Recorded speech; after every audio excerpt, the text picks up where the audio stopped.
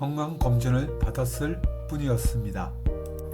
하지만 결과는 예상과 너무 달랐습니다. 당뇨, 위장문제 갑상선 이상, 그리고 폐결절 2.1cm. 잠시 후 의사가 조심스럽게 입을 열었습니다.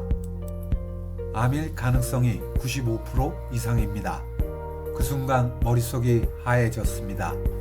나는 이제 어떻게 되는 걸까? 내 인생은 여기서 끝나는 걸까? 숨이 막히고 가슴이 먹먹해졌습니다. 아무 생각도 할 수 없었습니다. 안녕하세요. 저는 61세 폐암 수술을 받은 사람입니다. 처음 진단을 받았을 때 저는 아무것도 몰랐습니다. 그저 막막했고 두려웠습니다.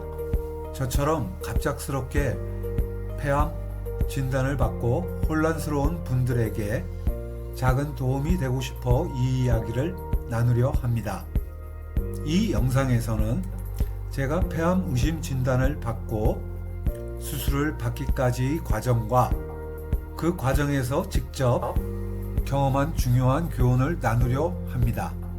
영상은 총 3가지 단계와 마무리 이야기로 구성되어 있습니다. 1단계 건강 문제의 발견과 충격. 평범한 건강검진에서 폐결절이 발견되기까지의 과정. 암 진단을 받았을 때의 혼란과 두려움. 2단계 병원 선택과 수술 준비. 여러 병원을 찾아가며 최선의 선택을 하기 위해 했던 고민. 수술을 앞두고 몸과 마음을 준비했던 과정. 3단계 수술과 회복의 과정. 수술 당일의 경험과 회복 과정에서 겪었던 어려움. 마지막으로 수술 후 느낀 점과 마무리에서는 암과 싸우면서 깨달은 의료 정보의 중요성, 환자가 직접 알아야 할 것들, 그리고 이 경험이 같은 상황에 있는 분들에게 어떤 도움이 될 수 있을지에 대해 이야기해 보겠습니다. 1단계 건강 문제의 발견과 충격. 내 인생에서 가장 길었던 순간. 2024년 8월 평범했던 건강검진이 악몽이 되다. 2024년 8월 저는 영등포 모 병원에서 건강검진을 받았습니다. 그동안 별다른 이상 없이 지내왔기에 이번에도 평범한 검사라고 생각했습니다. 검진은 이틀 동안 진행됐고 뇌 MRI부터 위장 검사까지 다양한 검사를 받았습니다. 하지만 며칠 후 결과를 받아든 순간 모든 것이 달라졌습니다. 당뇨 수치가 위험한 수준입니다. 갑상선에 이상이 있어 추가 검사가 필요합니다. 위장 장상피 화생이 발견되어 정기적인 관리가 필요합니다. 그때까지만 해도 저는 크게 걱정하지 않았습니다. 건강검진 결과를 받고 저는 개인 병원에서 당뇨 관리를 하고 있었는데 이제 조금 더 규모가 있는 병원에서 당뇨를 기본으로 다른 이상 부분도 같이 관리해야겠다 생각하고 일산병원 내분비 내과에 예약을 했습니다. 하지만 초진 대기 시간이 1달 반. 병을 발견했으면 빨리 치료해야 하는 것 아닌가? 하지만 대형 병원의 현실은 달랐습니다. 드디어 9월 11일 1달 반을 기다려 일산병원을 방문했습니다. 담당 의사는 건강검진 결과를 보고 말했습니다. 혈액검사, 심전도 검사, 30감년 이상 흡연 중이시니 저설량 폐CT 검사 등 하라고 했습니다. 저는 여전히 큰 걱정을 하지 않았습니다. 10월 15일 추가 검사를 진행했습니다. 저설량 폐CT 검사, 심전도 검사, 혈액 검사까지 모두 마쳤습니다. 그리고 10월 23일 다시 병원을 찾았습니다. 담당 의사는 당뇨 관리를 위한 약 처방을 해주었습니다. 그런데 예상치 못한 이야기가 나왔습니다. 저설량 폐CT 검사 결과가 좋지 않습니다. 호흡기 내과에서 추가 진료를 받아보세요. 그때까지만 해도 저는 심각하게 받아들이지 않았습니다. 설마 큰일은 아니겠지? 하지만 10월 30일 운명의 날이 찾아왔습니다. 오후 2시 일산병원 호흡기내과 진료실. 의사는 조심스럽게 말을 이었습니다. CT 검사에서 2.1cm 크기의 폐결절이 발견됐습니다. 암일 가능성이 95% 이상입니다. 그 말을 듣는 순간 심장이 덜컥 내려앉았습니다. 공기가 갑자기 무겁게 느껴졌고 숨을 쉬는 것도 힘들었습니다. 95%면 사실상 확정 아닌가? 이제 내 인생은 어떻게 되는 거지? 의사는 말했습니다. 다행히 초기일 가능성이 높습니다. 머릿속에서 온갖 생각이 스쳐 지나갔습니다. 나는 이제 죽는 건가? 살 수 있을까? 시간이 얼마나 남았을까?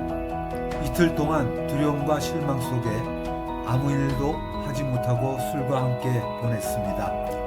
이제부터 저는 암과 싸워야 하는 사람이 되었습니다.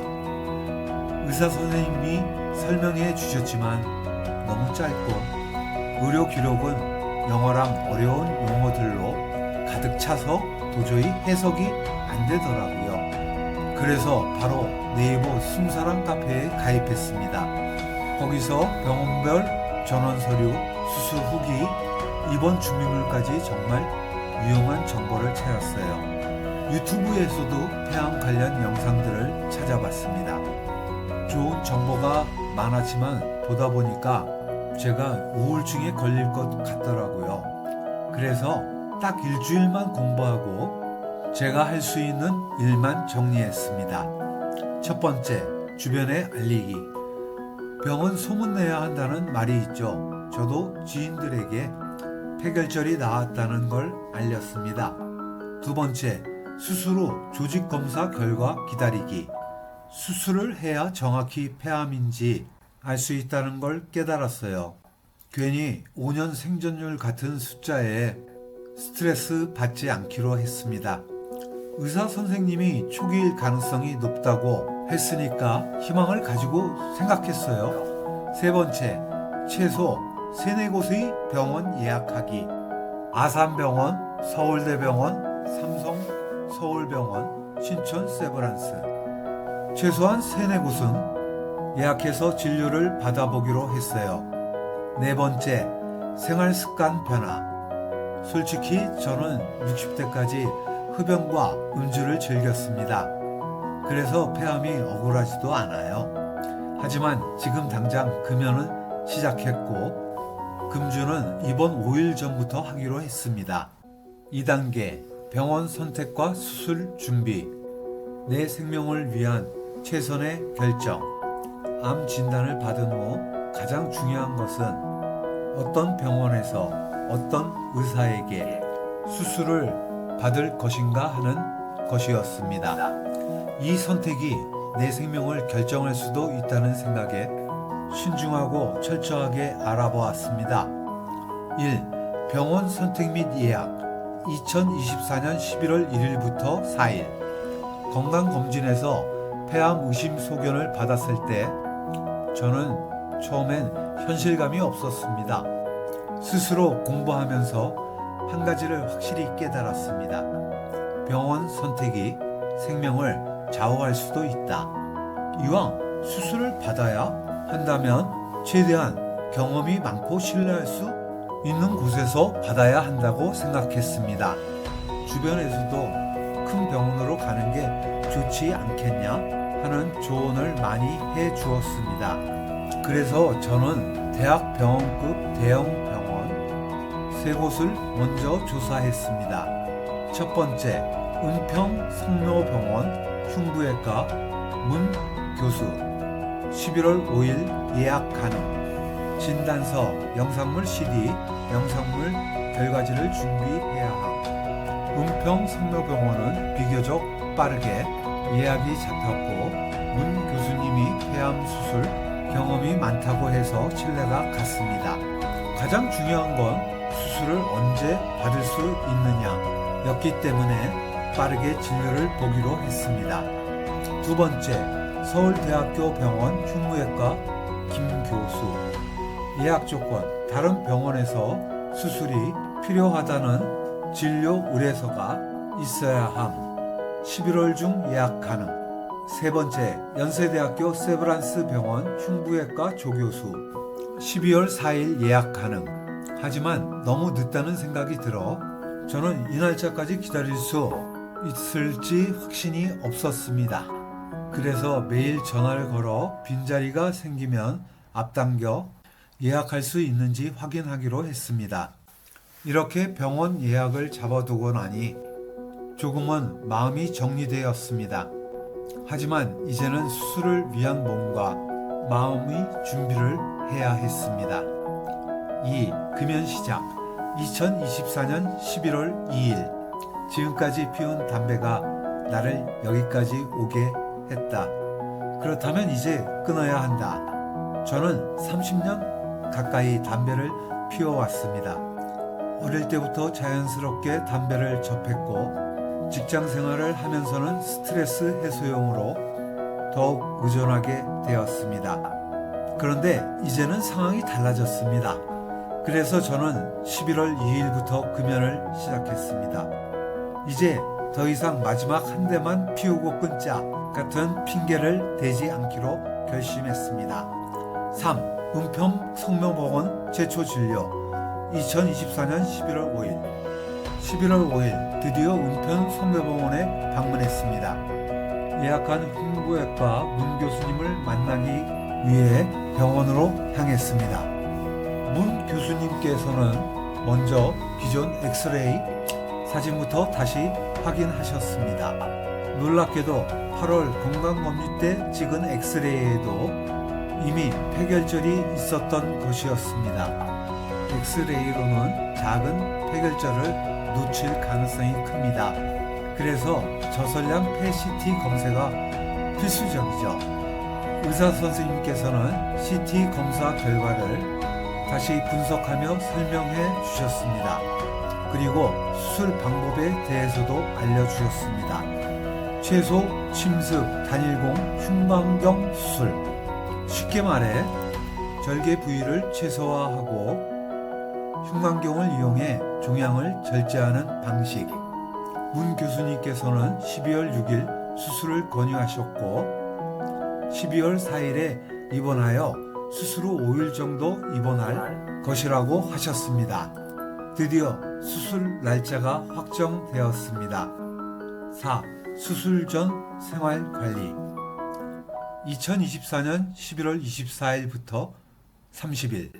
수술 날짜가 잡히고 나니 남은 한 달 동안 어떻게든 몸을 최상의 컨디션으로 만들어야겠다는 생각이 들었습니다. 11월 24일부터 26일 아산 골프 여행. 오랜만에 지인들과 함께 1박 2일 골프 여행을 다녀왔습니다.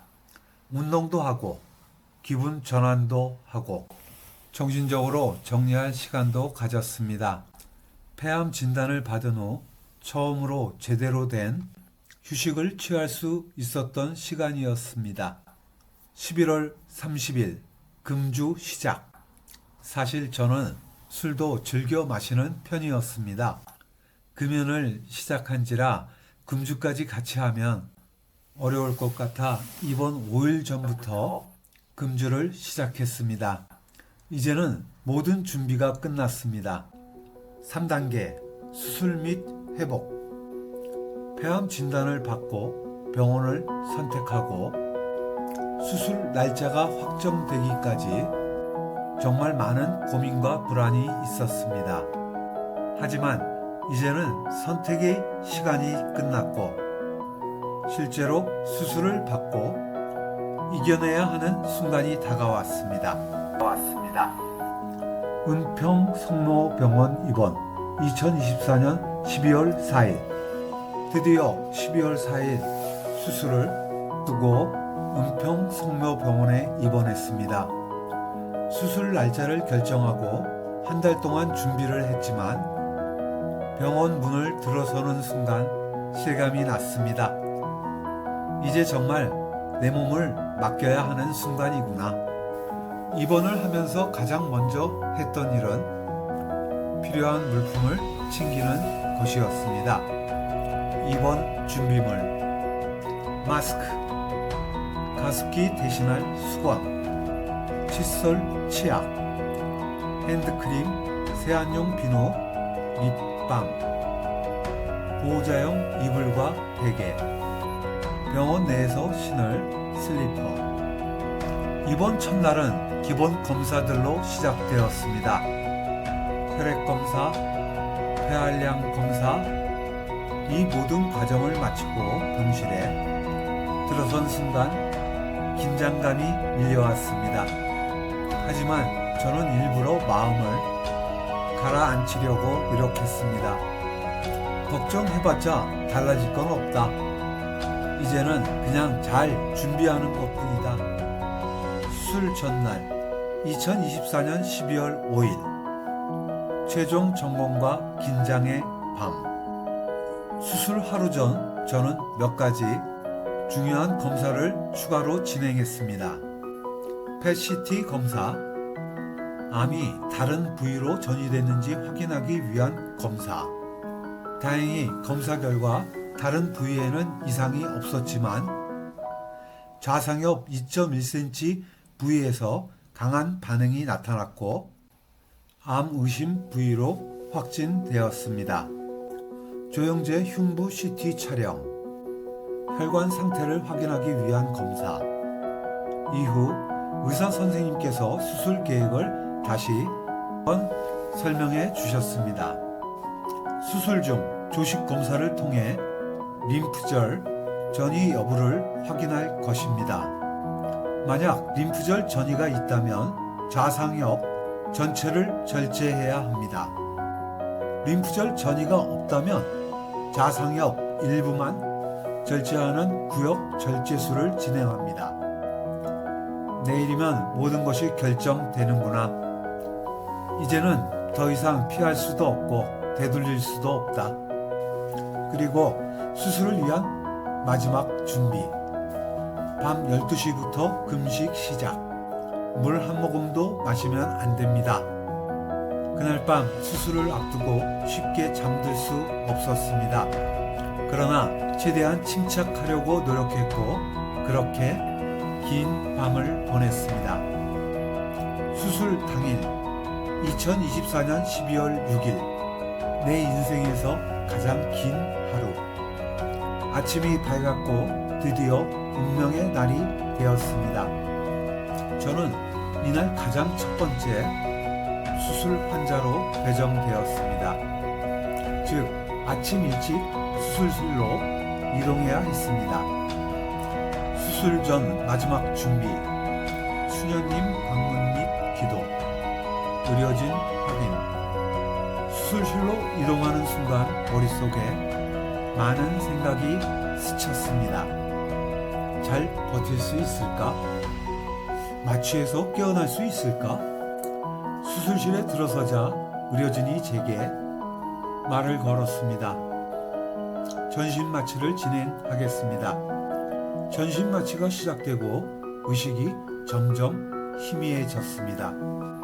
그리고 그대로 깊은 잠 속으로 빠져들었습니다. 수술 과정, 전신 마취 및 기도 삽관 진행, 흉관경을 이용한 폐 절제술 진행, 총 1시간 정도 소요. 그리고 수술이 끝난 후 저는 회복실로 옮겨졌습니다. 처음 눈을 떴을 때 30분 정도. 숨 쉬는 게 너무 힘들었습니다. 그 후에는 진통제 투여로 큰 고통은 느끼지 못했습니다. 수술 후 회복 과정. 2024년 12월 7일부터 12월 13일, 12월 7일 흉관 제거. 수술 다음 날 아침 8시 20분 흉관을 제거했습니다. 숨을 들이마신 상태에서 20초 동안 참아야 합니다. 그렇게 흉관을 제거한 후 본드, 처리 및 소독을 마쳤습니다. 매일 새벽 엑스레이 검사 진행.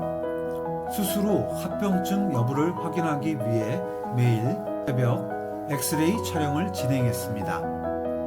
12월 8일 퇴원 대기 시작. 회복이 생각보다 빨랐지만 조직검사 결과가 나올 때까지 병원에 머물러야 했습니다. 12월 13일 최종 조직검사 결과 확인 및 퇴원. 드디어 기다리던 조직검사 결과가 나왔습니다. 최종 진단. 회선암 1A 2기 T1B N0 M0. 해석을 하면 다음과 같습니다. 회선암, 폐의 선세포에서 발생한 암. 1A2, 1기의 세부 단계 중 A-2를 의미 1기 안에 A1, A2, A3 등으로 세분화된 T1B N0 M0. T1B 종양의 크기와 침범 정도. N0 림프절 전이 없음. M0 원격 전이 없음. 그리고 퇴원. 이제 저는 병원 문을 나서며 다시 일상으로 돌아갈 준비를 해야 했습니다. 수술 후 느낀 점과 마무리. 폐암 진단을 받고 수술을 마치기까지 저는 정말 많은 감정을 겪었습니다. 처음에는 충격이 컸고 그 다음엔 막막함이 밀려왔습니다. 그런데 돌아보면 암 그 자체보다 더 힘들었던 것은 정보의 부족이었습니다. 진료실에서 의사 선생님은 분명 설명을 해 주셨습니다. 하지만 짧은 진료 시간 동안 모든 걸 이해하기엔 턱없이 부족했습니다. 폐결절 2.1cm, 암 가능성 95%. 그 말이 정확히 어떤 의미인지 저는 전혀 알지 못했습니다. 나는 앞으로 어떻게 해야 하지? 당장 무엇을 준비해야 하지? 그런데 그 답을 얻을 수 있는 곳이 많지 않았습니다. 진료 후에 받은 의료 기록도 마찬가지였습니다. 온통 어려운 용어와 영어로 가득 차 있었습니다. T1B N0 M0 폐선암이라고 적혀 있었지만 그게 정확히 무엇을 의미하는지 몰랐습니다.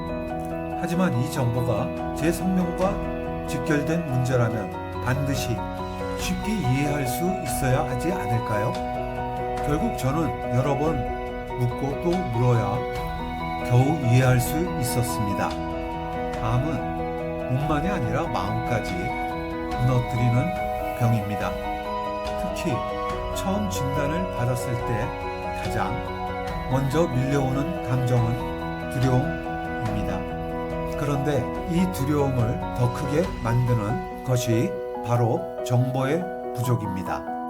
의사는 바빠서 길게 설명해 주지 못하고 의료 기록은 우리가 이해할 수 없는 전문 용어로만 적혀 있습니다. 그러다 보니 환자는 불안할 수밖에 없습니다. 저도 처음에는 그랬습니다. 인터넷을 뒤지고 유튜브를 찾아보고 블로그를 읽으며 정보를 모았지만 찾으면 찾을수록 더 헷갈렸고 괜히 불안감만 커졌습니다. 그래서 저는 이 경험을 통해 한 가지를 확실히 깨달았습니다. 환자는 스스로 정보를 찾아야 한다. 만약 제가 아무런 정보도 없이 가만히 있었다면 그저 누군가 시키는 대로 하면서 내 상태가 어떤지 모르는 채 불안감만 커졌을 겁니다. 하지만 저는 적극적으로 병원을 알아보고 스스로 공부하면서 조금씩 불안감을 이겨냈습니다. 요즘 의료 기술은 계속 발전하고 있고 치료 방법도 좋아지고 있습니다. 하지만 정작 환자가 이해할 수 있는 정보는 부족한 것이 현실입니다. 의료 기록은 환자가 쉽게 이해할 수 있도록 작성되어야 하고 의사의 설명도 보다 친절하고 구체적으로 이루어져야 합니다. 그래야 환자가 병을 이겨낼 수 있는 힘을 얻을 수 있습니다. 그리고 만약 의료 용어가 어려워서 이해가 되지 않는다면 절대 그냥 넘어가지 마세요. 반드시 의사에게 다시 물어보고 이해할 때까지 설명을 들으세요. 필요하다면 다른 병원도 찾아가면서 정확한 정보를 얻어야 합니다. 그래야 두려움을 줄이고 올바른 선택을 할 수 있습니다. 이 영상이 저와 비슷한 상황에 있는 분들에게 작은 도움이 되길 바랍니다. 당황스럽고 힘든 순간이 찾아왔더라도 절대 혼자라고 생각하지 마세요. 함께 이겨낼 수 있습니다. 다음 영상은 저설량 PET-CT와 조직검사 결과지 해석입니다. 이 영상이 도움이 되셨다면 구독과 좋아요 그리고 여러분의 경험도 댓글로 남겨주세요. 당신의 이야기가 또 다른 누군가에게 큰 힘이 될 수 있습니다. 감사합니다.